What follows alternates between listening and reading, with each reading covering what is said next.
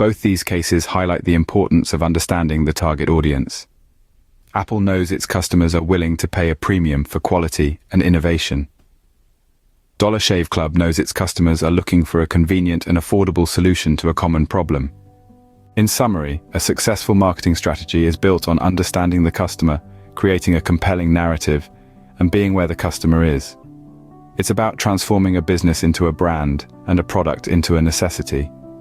It's about creating an emotional connection with the customer and keeping that connection strong.